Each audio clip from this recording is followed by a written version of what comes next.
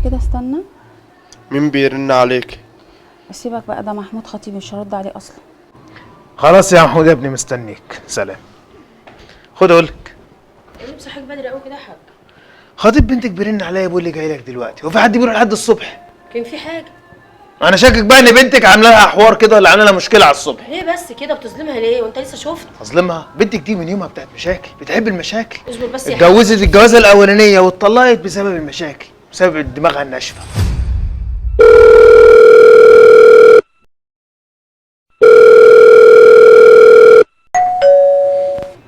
بقول لك ايه، الجرس بيضرب، اطلعي هاتي البت من فوق على ما نفتح الباب. حاضر. بسرعه. ايوه يا ابني.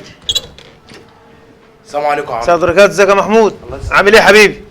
الحمد لله يا عم. ايه اللي جايبك بدري كده يا ابني؟ خير في ايه؟ بتكلمي مين؟ بكلم خطيبي يا ماما. في ايه؟ مالك اتخضيتي ليه كده؟ بنتي اللي داخله فجاه. انت عامله معاه مشكله؟ لا مفيش. امال مفيش حاجه. مفيش ايه؟ هو شكل بابا وجاي دلوقتي. هو قال لك انه جاي يعني؟ قال لي انه جاي. انت مش بتكلميه يا بنتي؟ اه. وازاي بتكلميه وازاي مش عارفه وجاي ولا لا؟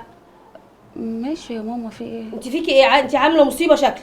لا مفيش مصيبه ولا حاجه. طب احنا هنشوف دلوقتي، اتفضلي جهزي. حاضر. حلو. ماشي حاضر. انا عايز اعرف خطيبتي ما بتردش عليا ليه يا عمي؟ تردش عليك؟ تردش عليك ازاي يعني؟ يعني بقى لي 3 ايام برن عليها ما بتردش عليا. يا محمود يا ابني. الله يخليك يا طبعا. منور الدنيا. بنورك. يعني ايه بترن عليك؟ ما بترن عليها انت ما بتردش عليها؟ اسالوه، انا جاي اعرف فيه يمكن فيكوا حاجه. جاي اطمن عليكم. مفيش حاجه احنا. في اخر ما فاض بيا رنيت عليك. بقول لك بيرن على بنتك ما بتردش عليه، ما بتردش عليه ليه؟ مش عارفه يا حاج، انا سايباها فوق، قالت لي انا بكلم خطيبي. بتكلم مين؟ خطيبي. بنتك ما بتردش عليا بقى لها 3 ايام. ما بتردش عليه؟ معلش انت هيني بنتك. حاضر. اطلعي بسرعه. حاضر. ايه الاستهتار ده؟ حقك عليا يا ابني.